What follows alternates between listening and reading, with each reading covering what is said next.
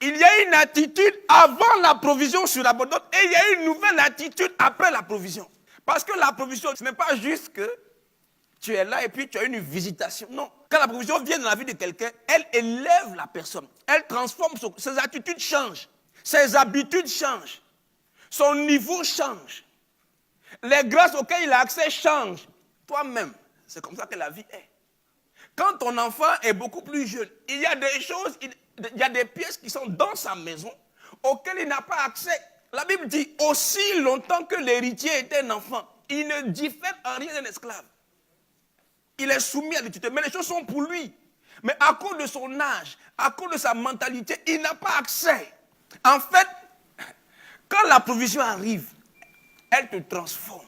Elle te donne accès à des choses auxquelles auparavant tu n'avais pas accès. Ton niveau change. Donc tu ne peux pas garder l'attitude, le niveau de vie, le niveau d'engagement, le niveau de décision, ta communion avec Dieu comme tu l'avais auparavant.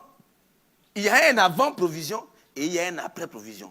Si tu veux entrer dans une nouvelle dimension, il y a des choses que tu dois faire. Mais tu ne peux pas garder les mêmes habitudes et t'attendre à des résultats différents. Ça ne fonctionne pas comme ça.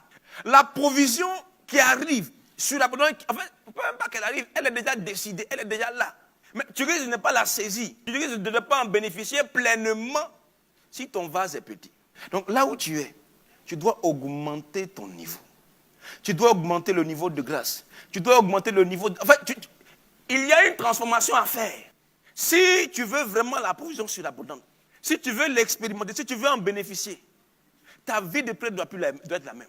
Tes temps d'intimité avec Dieu ne doivent plus être les mêmes que ceux de 2017 et dans le passé. Pourquoi?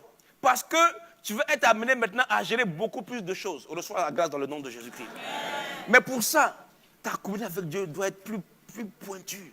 Tu dois apprendre à être plus attentive à ce que ton Dieu est en train de te dire. Ton niveau d'offrande doit être plus important que ce que tu faisais auparavant. Alléluia. Oui, ta consécration. Après avoir dit Amen, il faut casser les greniers. Les greniers qui te limitent. Que ton esprit s'ouvre. Commence à t'intéresser aux autres. Il faut casser les greniers de l'égoïsme. Commence à être plus sensible à ce que Dieu est en train de dire. Par rapport à la vision que Dieu te donne. Par rapport à la vision que Dieu donne à la maison dans laquelle tu te trouves.